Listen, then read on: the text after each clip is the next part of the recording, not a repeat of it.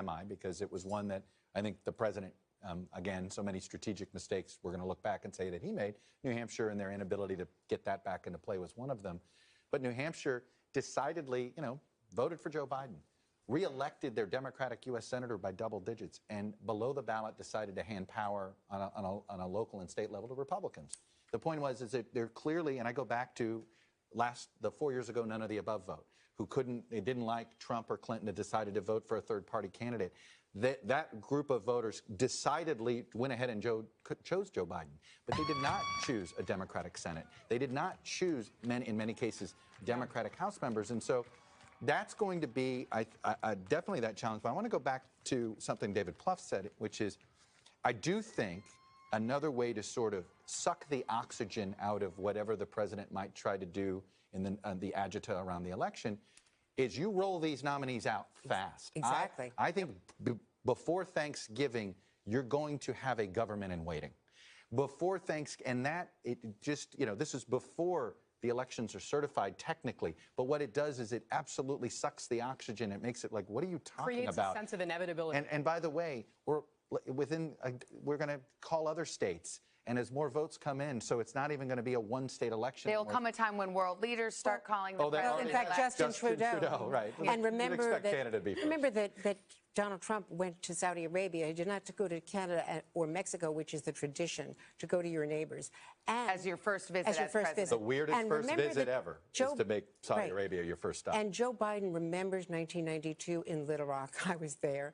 And they didn't get the cabinet and the White House staff nominated until Christmas Eve. It was an extraordinarily drawn-out process. He already knows what he wants, and I think he's ready to roll it out. As you well know, the Biden transition team is already in place. I mean, those meetings are already going on. They've been going on. Has been going on. Absolutely, and these are the people who have been part of his team, part of his universe, as well as presidential candidates. But by the way, unlike Donald Trump, who couldn't reach back to a previous Republican administration to find people, which is also the struggle he had in his transition, is you had a mainstream, the establishment of the Democratic Party. Well, he wouldn't let the never-Trumpers. Right. He vetoed them. So in this way, putting together a government for Joe Biden, he was in the previous Democratic government himself. So these are already veterans. And look, he's going to bring in new people because I do think you need to have a new generation. And it isn't just about appearance sake to have a new generation. I think it needs to be real. I think, no more of these, these glass ceilings need to be gotten rid of on all of these cabinet posts. So there's no doubt that we're going to see a lot of that stuff shattered. But I think it is also going to be about finding that balance and being responsive to the electorate as a whole. I do think that there is going to be a significant focus on, Chuck, I think you were suggesting the diversity of Joe Biden's cabinet. I think that is one thing that Democrats on Capitol Hill, but also across the country, they're looking to see themselves represented. You probably have a woman defense secretary, Michelle Flournoy. And possibly she worked in the Pentagon in the Obama administration. Possibly the first woman Treasury Secretary, the first woman Defense Secretary. Sort of these last sort of, for some reason, relics, if you will, and just that stuff. And by the way, you shatter that stuff, and at the same time, you can still strike your ideological balance. And that's what he's going to have to do. It's not going to be easy, and he's going to have to strike this balance. But he does have in the same way Barack Obama was able to strike that balance when he came in, because he had a crisis immediately, and it was sort of like, look, you may have your issue that you really want. Come on, you've got to appoint this person, the deputy undersecretary of X. You're like, we don't have time for that right now. This time it's a pandemic. We don't have time for the little fights, and I think that also will benefit Joe Biden's ability to get the first cabinet that he wants, put it that way. We're showing you images that are coming into our newsroom from around the country, from Lafayette Park in Washington, D.C., in Harrisburg, in Pennsylvania. Those are some Trump supporters, and we'll continue to monitor those images. Let's go to Kristen Welker. She's at Biden headquarters getting reaction. And we mentioned, Kristen, already that Justin Trudeau, the Prime Minister of Canada, has reached out to Joe Biden, the president-elect. What else are you hearing? Let me read you what we're hearing from Justin Trudeau, and then let's talk about the broader context of how the world is reacting, Savannah. Justin Trudeau writes, congratulations, Joe Biden and Kamala Harris. Our two countries are close friends, partners, and allies. We share a relationship that's unique on the world stage. I'm really looking forward to working together and building on that with both of you. Look, President Trump was someone who ran on an America First foreign policy, and that is how he governed. And so some of America's traditional relationships with its foreign allies have been strained throughout the Trump administration, something that he would acknowledge and felt quite proud of. Frankly, he pulled out of the Paris Climate Agreement. He pulled out of the Iran nuclear deal.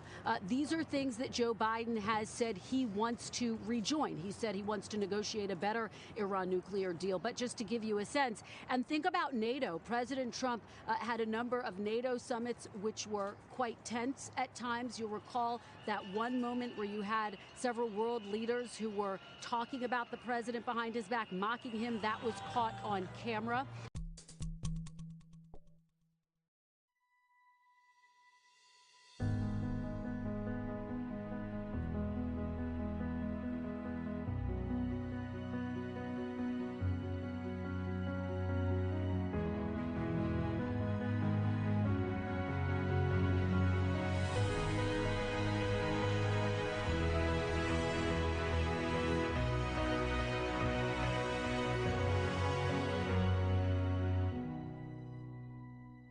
Remember that deep breath moment I spoke of on election eve?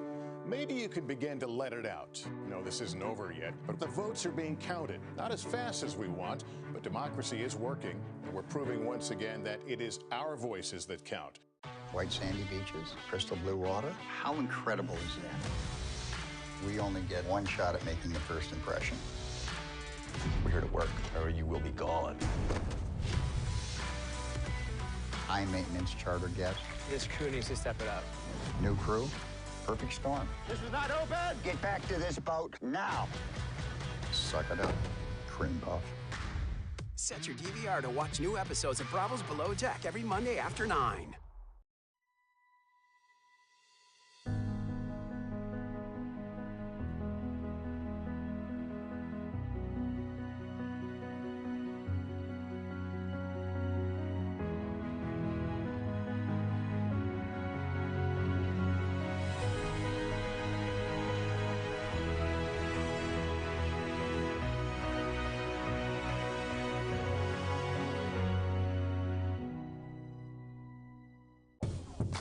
You're watching NBC News Now.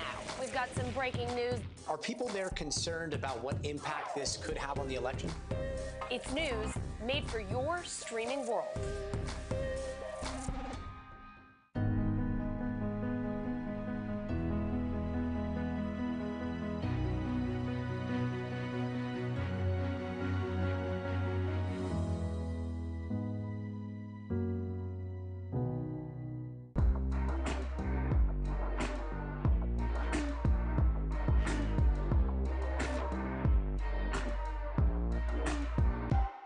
For breaking news in our changing world, download the NBC News app.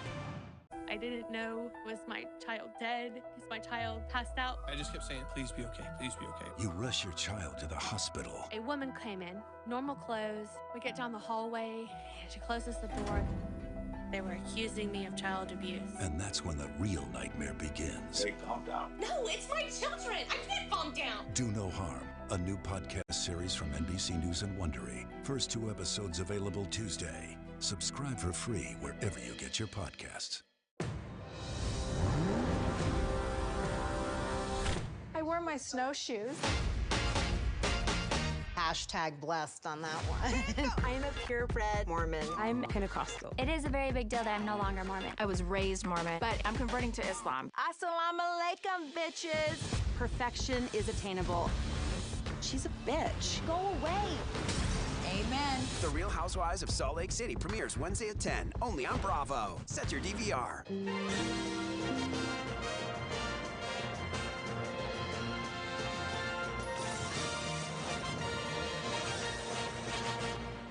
Today, Lester Holt and Savannah Guthrie in New York, the moment the entire country has been waiting for after a very close race. NBC News now projects that Joe Biden has won the Keystone State, Pennsylvania, and its 20 electoral votes. And that means we can now project that former Vice President Joe Biden has been elected President of the United States. He is President-elect Joseph Robinette Biden at 77 years old. Chuck, we'll turn to you. This map is a real interesting one, not necessarily the path that anyone thought would have unfolded, but here we are. Here we are. Look, we got just enough vote in order to call Pennsylvania, even if it may slip into a recount. We think there's just the mathematically nearly impossible for the order of finish to change in Pennsylvania.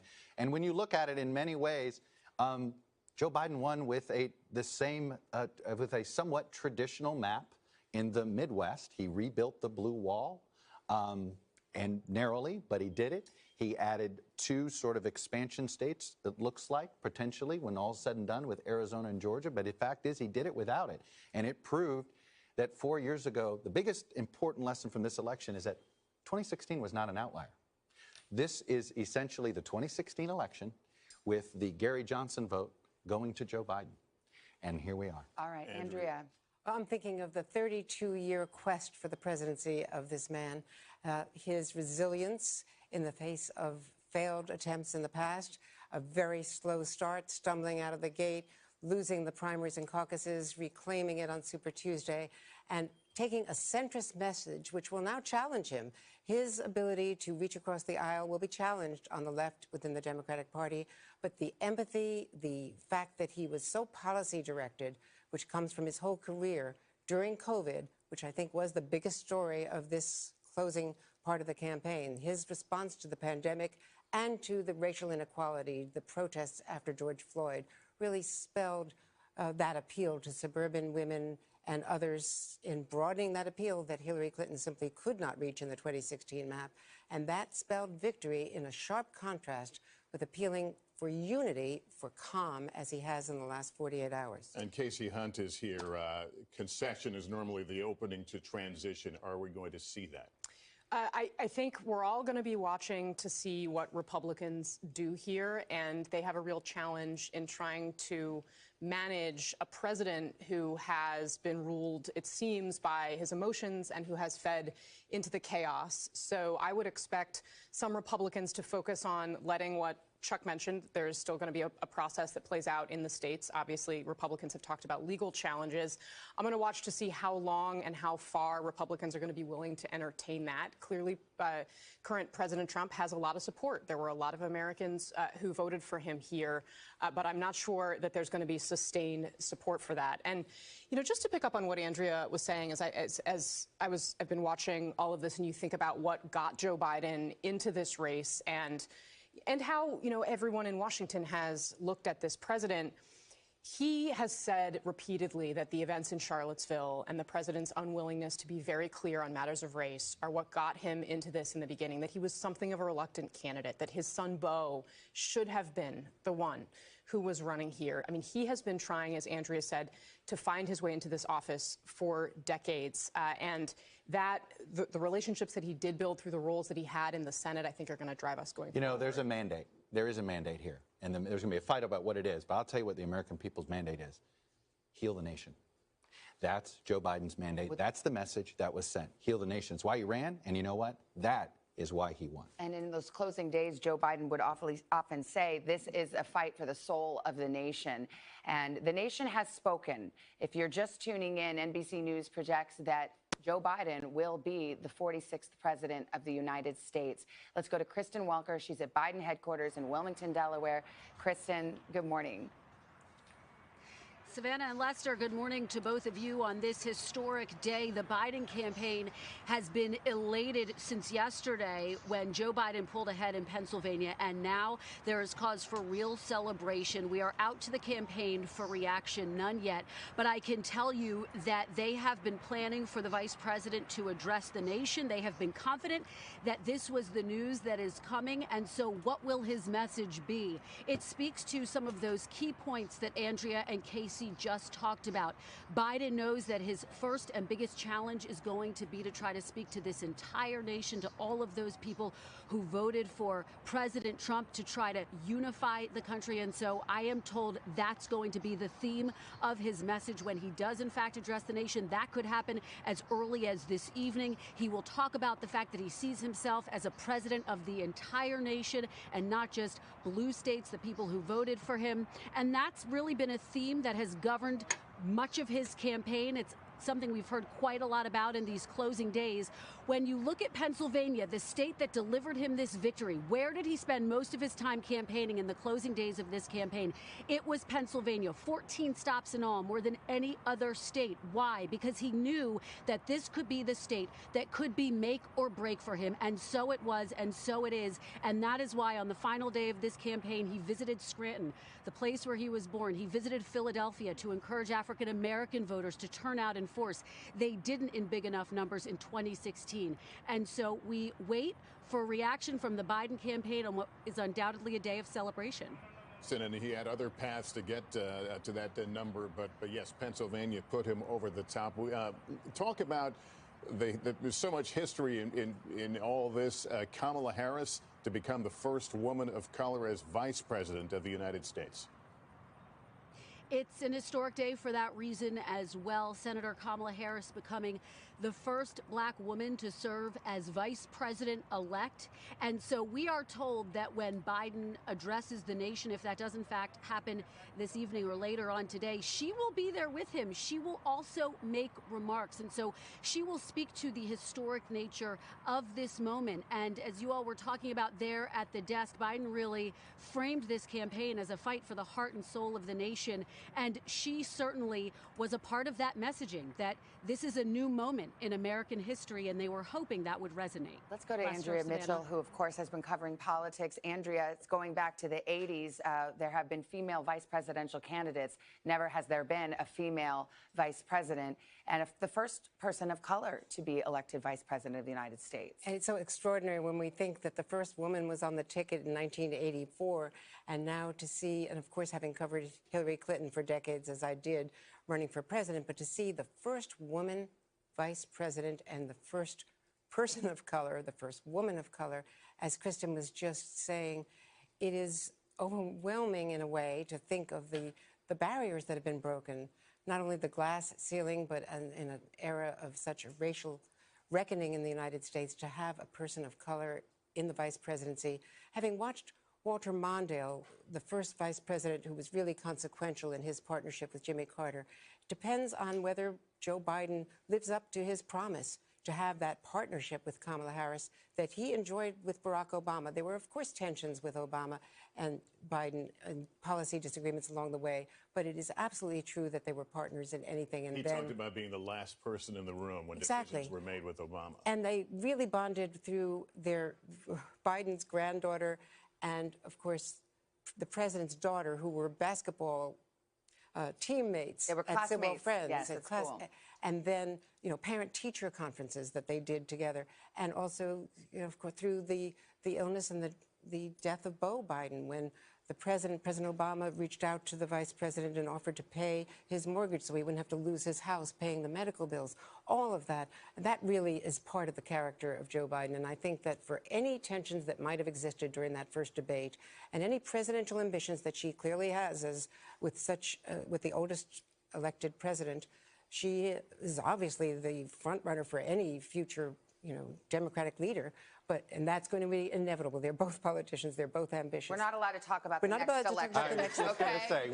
I would like to let's certify this one. But let me just say that the point I'm trying to make is that they are going to be full partners, I believe, in this project. They have to be. I mean, I would just say this. If they're not, they're going to have some governing challenges. I mean, it's going to be interesting.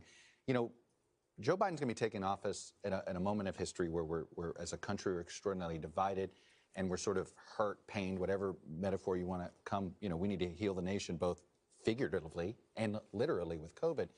But I would guess that the closest corollary we have is probably 76. Jimmy Carter comes in. We were an extraordinarily divided nation. And Joe Biden is almost this combination of Jimmy Carter and Gerald Ford. He's got the political he's got the political acumen of a Jerry Ford who understood Washington, the empathy and honesty and integrity and character of a Jimmy Carter.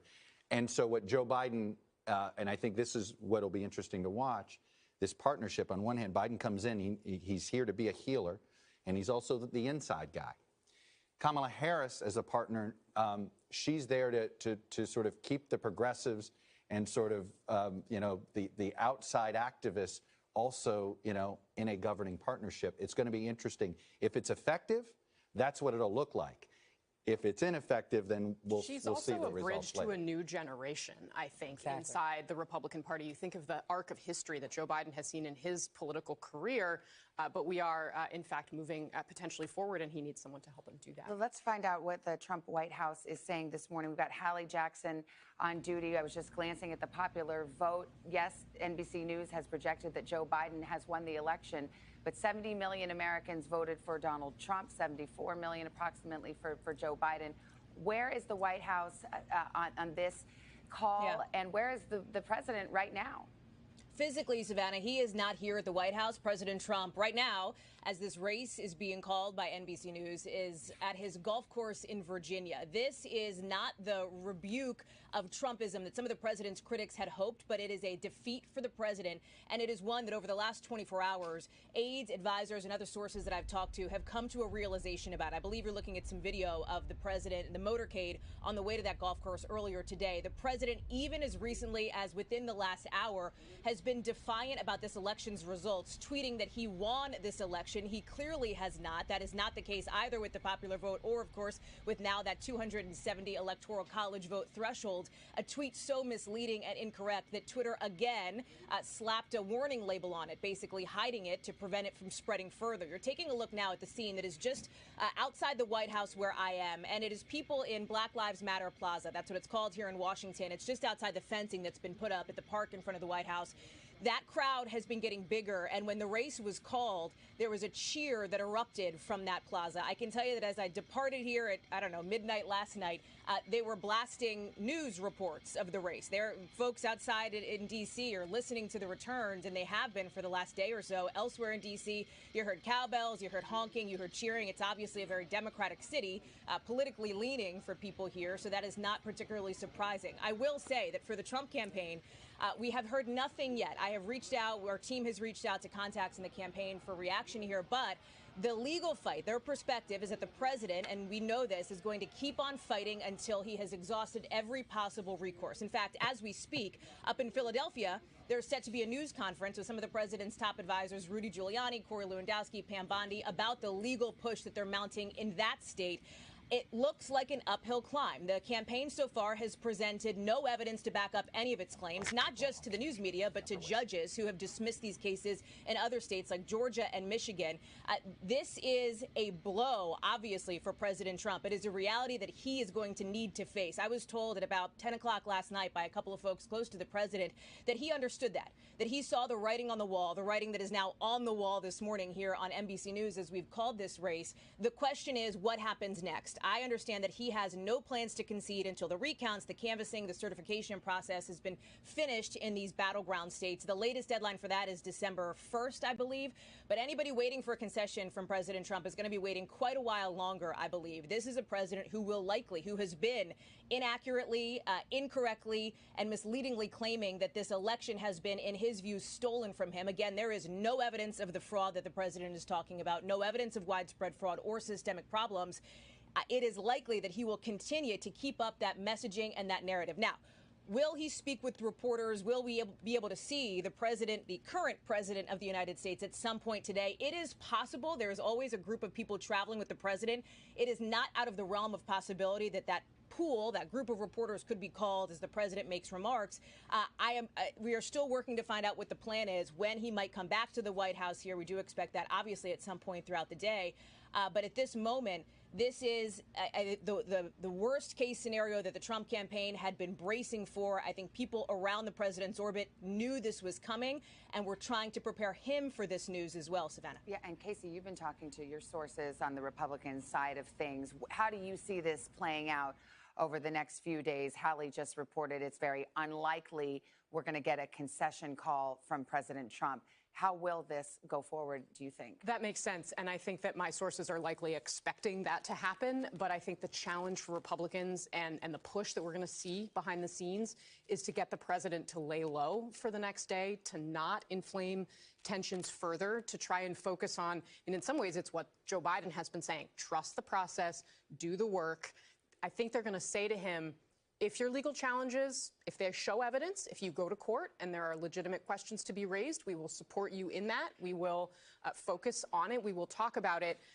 But I think there is also an understanding that once it is clear that all of those avenues have been exhausted, they're willing to give the president a little bit of time to prove it.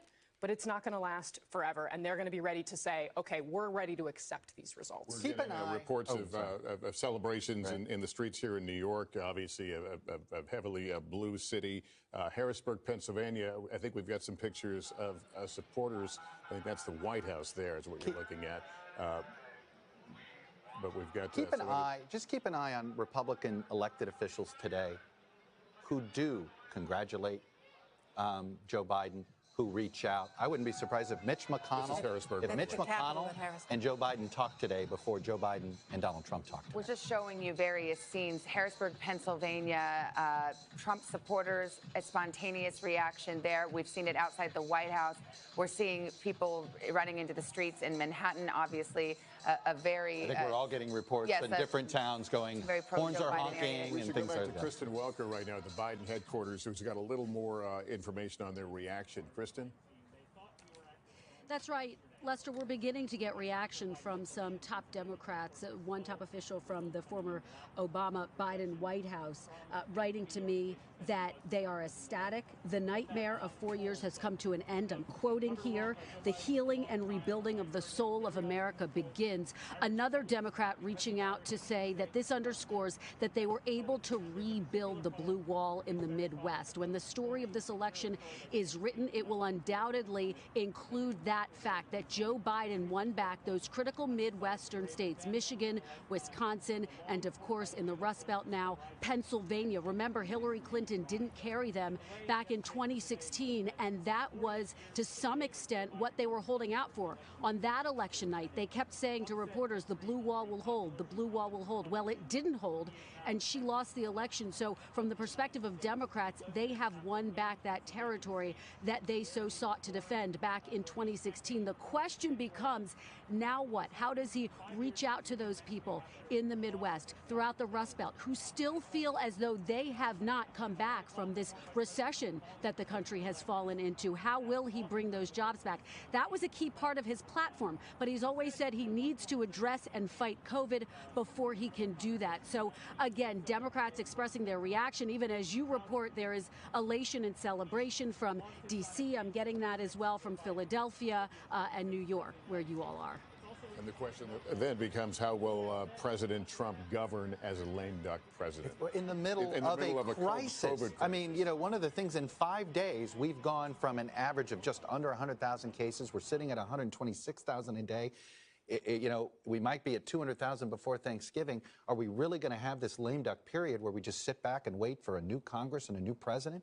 Or are we going to see some? I mean, that cooperation, I mean, to me, that is the most critical near-term issue, which is managing the pandemic and this transition. Managing the pandemic and also getting COVID relief. I mean, this is something Republicans and Democrats, Casey, you know it so well, have been fighting over. Right. Hoping that the election would resolve it one way or the other. But it's ironically, the election just asserts that it's divided government. That's absolutely right. I mean, we're still waiting ultimately on the outcome of the Senate. It's possible it could go either way. But in the meantime, while there are so many Americans waiting for relief, Republicans are going to control the Senate. I do think there is a significant appetite in Congress, to Chuck's point, to do something, to get a big sweeping piece of legislation. But the president's unpredictability is just an incredible X factor. Casey, don't the Senate runoffs here, if you're Mitch McConnell, you don't want to suddenly have more gridlock in the midst of what is going to turn into this national fight for control of the Senate in 2 months, down in one state that, oh, by the way, is moving against the Republicans. If you're Mitch McConnell, you want to make COVID relief, not an issue. The in that incentives race. are lined up to do something for them. And I think also you're going to see, we have been told there are going to be some important cabinet changes. The Pentagon the defense secretary may be fired or resign before he can be fired. That is our reporting, as well as possible executive orders. There's a lot on the intelligence front. There's a lot that President Trump can do in the next 2 months. How much could President President-elect Biden, reach across the aisle, olive branch? How much will the left of his party allow him to build a bridge? I think in the interim that he has free running. I want to say one other thing quickly about Kamala Harris.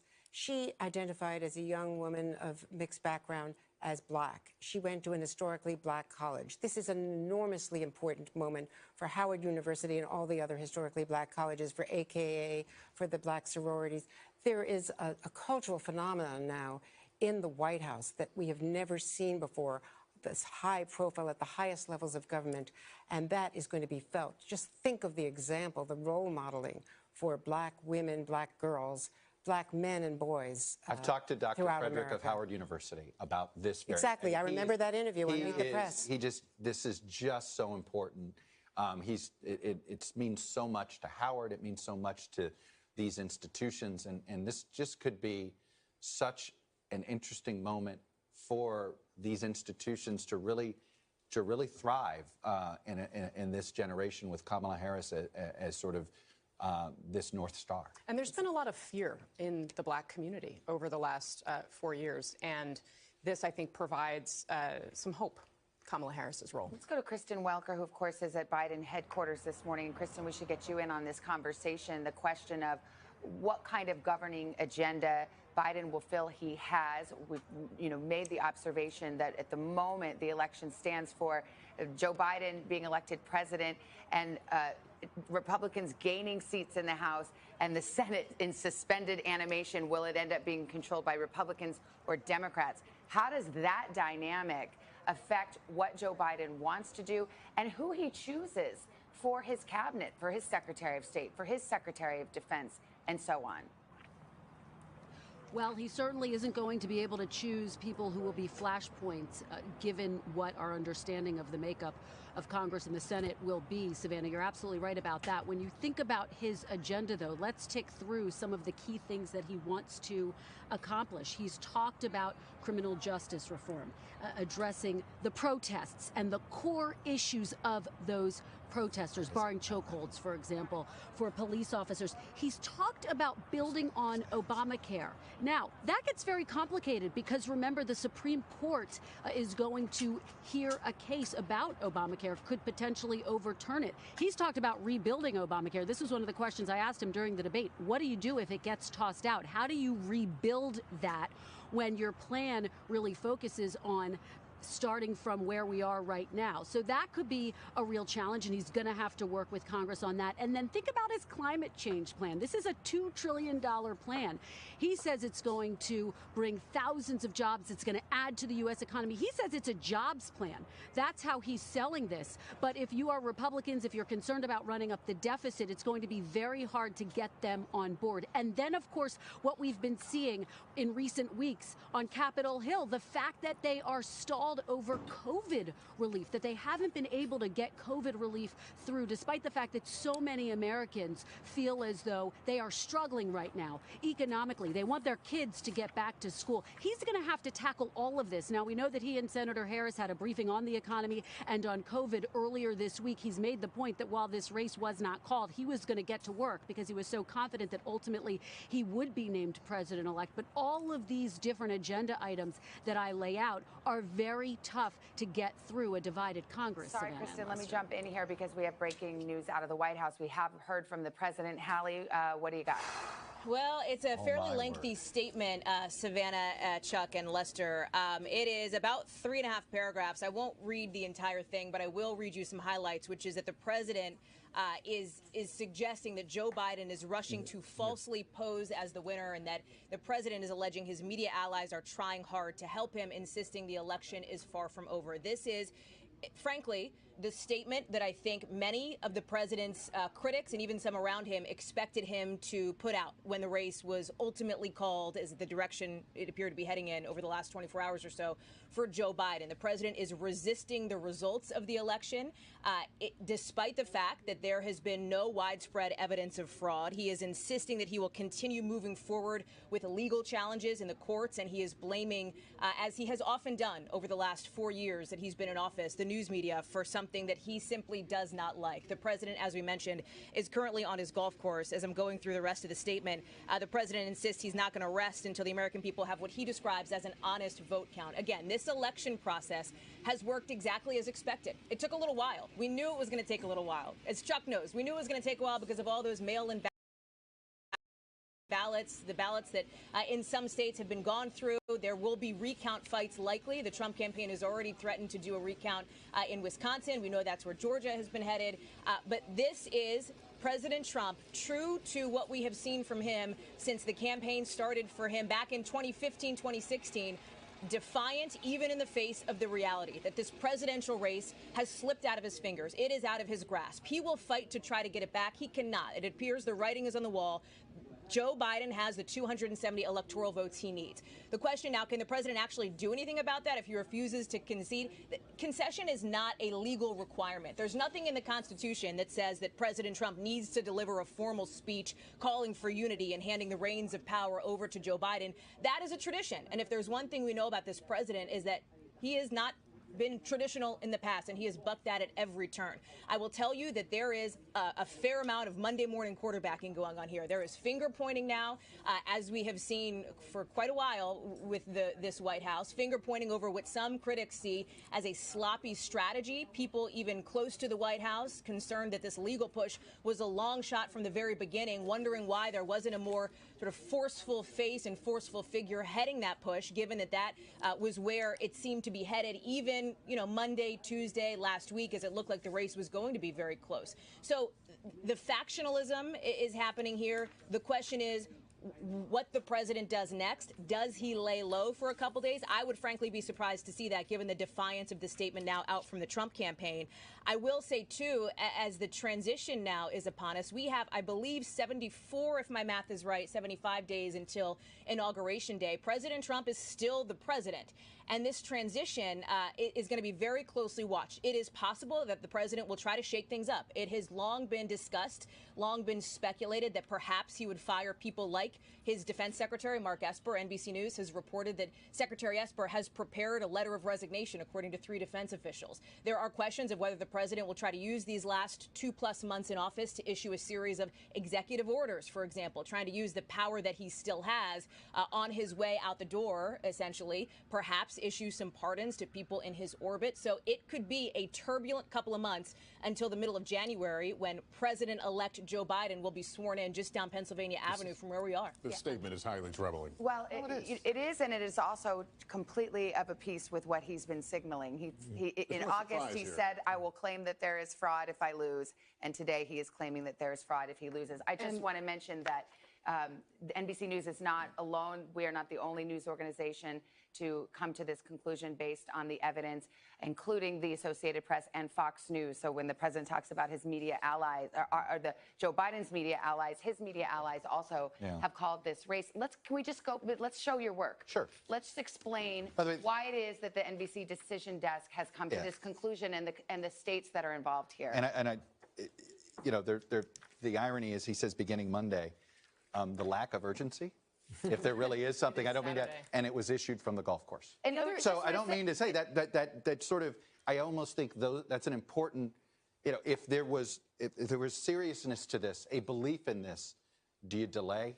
My point is that it's clear this is political posturing. Let's get to the numbers, but in fairness, if he is within the threshold of a recount in one or more states, he is well within his rights, and there is nothing wrong with him pursuing that recount. If he believes there is fraud, he is well within his rights to prove it in court, and that process can go and can unfold. But let me just remind you of something here. The problem he has, that the president has in order to do this. So he's going to pursue, let's take this, we got a Wisconsin recount that he wants to pursue. Pennsylvania recount, perhaps. And right now, we are just above the threshold. It's at 0.5% in Pennsylvania. Right now, it's just above the threshold. We actually expect Joe Biden's lead to continue to grow a little bit more. And then as the provisionals come in, it's possible that it goes back into the recount threshold inside of Pennsylvania, less than 0.5%. But we're talking 20,000 votes separating. That's the point we were making about Wisconsin. The best example, maybe 1,000, 1,500 votes can you find in a recount. Look at the Florida recount. You could argue maybe they found 1,000 at the end of the day. It was about a 12 or 1,300 vote lead that eventually got down to 537. To find 21,000 votes in Wisconsin, 30,000 votes there. Even the 6,000 votes or 8,000 votes that they would need out of Georgia in a recount there, let alone what would happen in Arizona. So the point is, when you start to look at this, Savannah, you held up a note. You go, would this be a five-front war? The point is that that's it. And by the way, with also cross currents, you got to argue in one place to limit some ballots being counted in certain states because they help the president's case. But then in other states, he's going to want to expand the counting on that or expand provisionals, particularly in Arizona. I think you've explained it fairly well, but for Joe Biden right now, he is leading in all of the relevant battleground states except for North Carolina. But even if Pennsylvania were to somehow disappear, and obviously NBC News does not believe that to be the case, he still has a potential Georgia-Nevada track. Not only or that, he has an Arizona-Nevada track. Or I believe at this point now, Georgia and Nevada. Correct. I just looked it up. Georgia, Arizona, Georgia and Nevada. Arizona, even if he Nevada, loses Arizona, right. Georgia and Nevada would get him any to two of those 275. three, right? So that's and so he's got to somehow overtake all of those. And by the way, I do want to, and this is an important aspect of this story. This is the most likely now electoral vote, final electoral vote between the two, 306-232. 306-232 is what we had 4 years ago, and it sort of reinforces the point that I've been trying to make here, which is the 2016 election was not an outlier. This is a country that is divided along the lines we've been divided on, and Joe Biden won because he put together Hillary Clinton's vote and the none of the above vote from 4 years ago who decided, I don't know if I want another 4 years of this. I'm going to go with Joe Biden. I want to show and he won the presidency. Some folks some video that just came in to our newsroom. This is the Upper East Side of Manhattan, and we're hearing this story. Spontaneous applause and celebration outpouring on the streets of some of these cities, which were known to be fans of Joe Biden. We saw in Harrisburg, Pennsylvania, in Trump country, some Trump supporters. So I think we're going to start to see, as this news on a Saturday morning starts to get out, we're going to see these the evidence of the divided country we have pouring out into the streets. Well, Is this the White House? And by the way, the cities, of course, have been the more blue areas. So you're going to see a lot of cities in one place, and you're going to see perhaps a lot of anger in some As other we saw in Harrisburg, Pennsylvania. And Hillary Clinton has tweeted memorably that the voters have spoken. It's a history-making ticket, a repudiation of Trump, and a new page for America. Thank you to everyone who helped make this happen. Onward together. I think we have a Joe Biden statement. Kristen Welker in Wilmington. What do you got? Savannah, we're hearing from the now president-elect Joe Biden. Let me read you his statement. This is just coming in.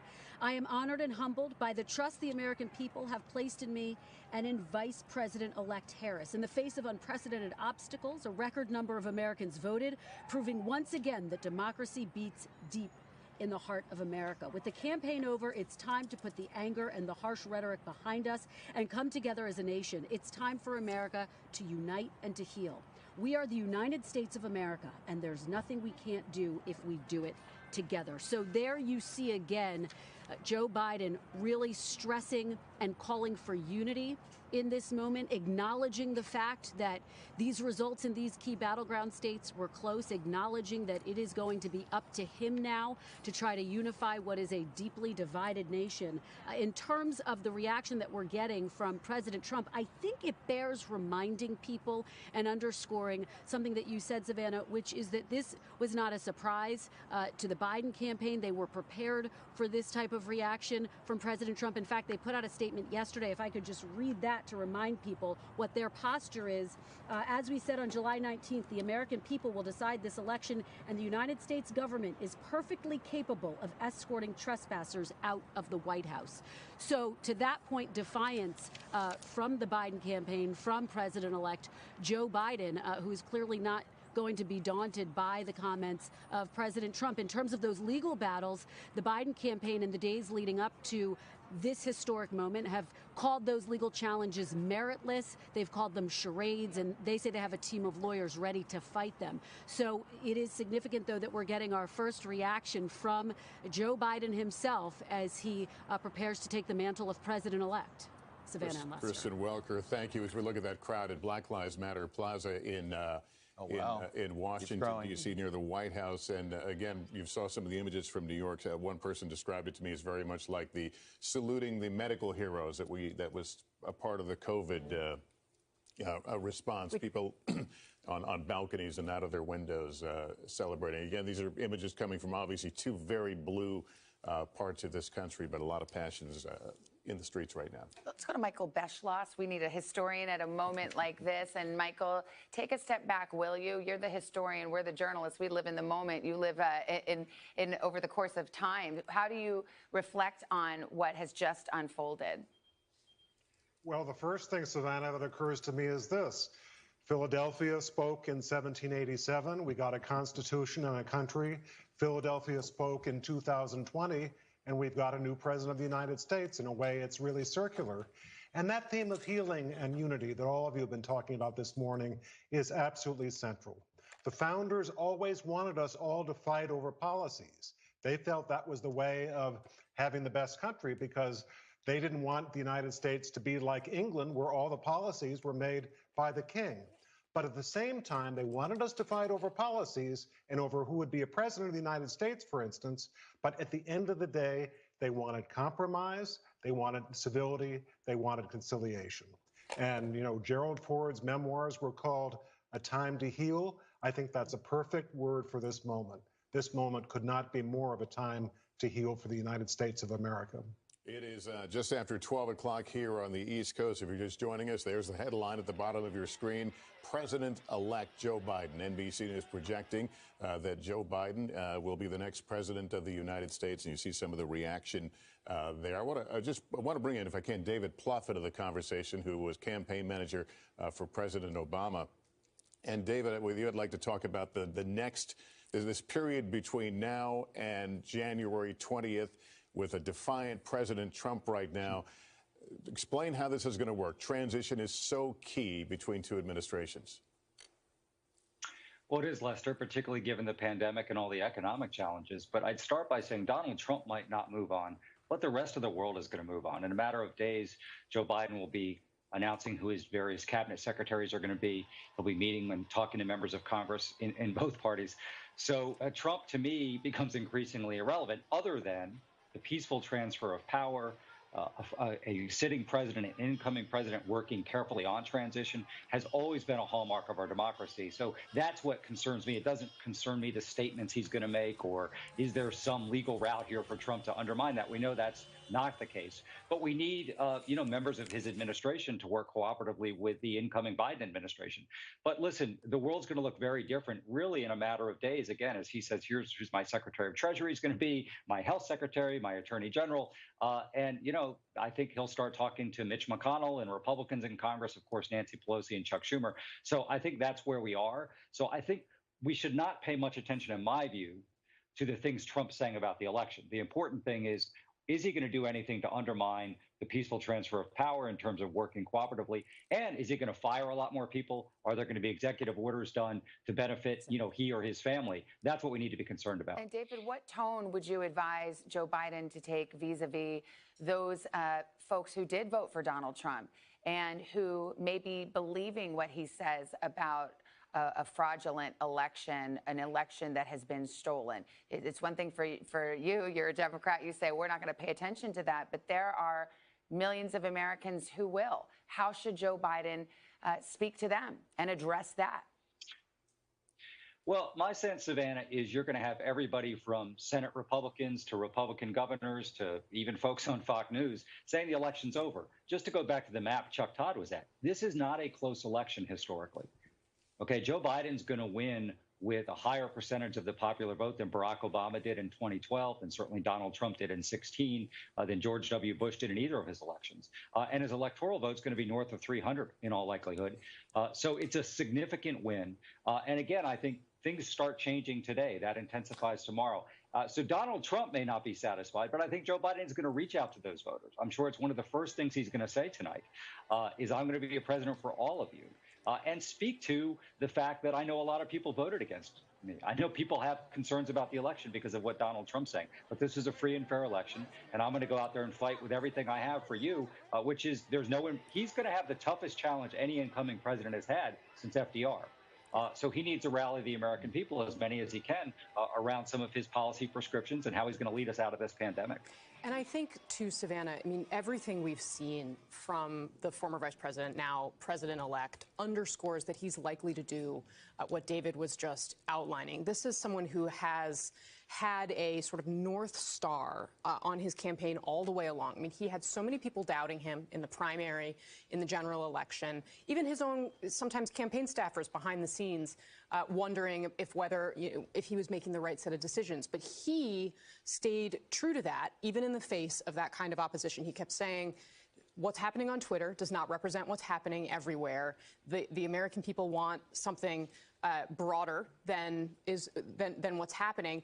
And he ultimately was vindicated in that. And everything that we know about Joe Biden says that he is going to be someone, he has a deep, long-standing, decades-long, really, relationship with Mitch McConnell, who, may be the Republican leader, again, may not be, depending on those two runoffs. But he is someone who, when Obama was president, when we had President Obama, it was Vice President Joe Biden who was cutting deals with members of Congress and working with those relationships. So I think we are about to enter a very different era. And the cabinet question is still an open one, I think, partly because control of the Senate is not determined yet. So the kinds of cabinet nominees that Joe Biden could get through a Democratic Senate might be different than the ones he could get through a Republican Senate. But I'm not sure that Joe Biden really would want. I feel like he knows who he wants in his cabinet, and it may actually line up with a Republican Senate. Is this the signature challenge, Andrea, for Joe Biden going forward? I mean, yes, he knows he's going to face Republican opposition. There's nothing new about that. The parties are always at loggerheads. But within his own party, he has, as Casey just outlined, a long history of rather centrist streaks. Sure. That is not where the activism in the Democratic Party is right now. How will he navigate that terrain? Well, there are two pieces to that, I believe. The first is the transition between a hostile White House and Joe Biden. And there's some predicates for this, because when President Obama came in from George W. Bush, they were overwhelmed with how welcoming the Bush White House was to them, despite their policy disagreements over Iraq and a host of other issues. They found a roadmap. It was an absolutely professional transition. Turn the page to the transition to Donald Trump. The Obama White House went about it the way they had been welcomed. They planned all sorts of tabletop exercises. I was at the White House one day doing an interview with Susan Rice. She was about to go into a tabletop with the incoming Mike Flynn national security team. On a pandemic. On a pandemic. Yeah. And there was nothing planned by the incoming team. They had nobody to meet with because there had been no appointments. Remember, Chris Christie and the transition had been fired. They had replaced Chris Christie with Mike Pence on the incoming transition. They were never organized on policy. It was never about policy. It was always about Donald Trump. And that has been the case. So you're going to find not only the hostility, but there are so many vacancies and the White House chief of staff and all of that. So they're going to have problems in just the transition. But well, there are rules. They're very well laid out, but they were never observed by the Trump team coming in, but and do you they have to certainly wait till will not be. the elections are certified? Well, they do have transition offices that are set up even when they become nominees, but now it goes into full gear. So they're ready. The Biden team's ready, but you're absolutely right, Savannah. They're going to have to navigate AOC, Bernie Sanders. Bernie Sanders may want the labor cabinet position. They're going to push back because they're going to say there's a Republican When you're talking government. about mandates, though, Chuck, do you think there's a mandate for that? No, the mandate is for, again, I would think the results of this election say no. No, exactly. One of my favorite examples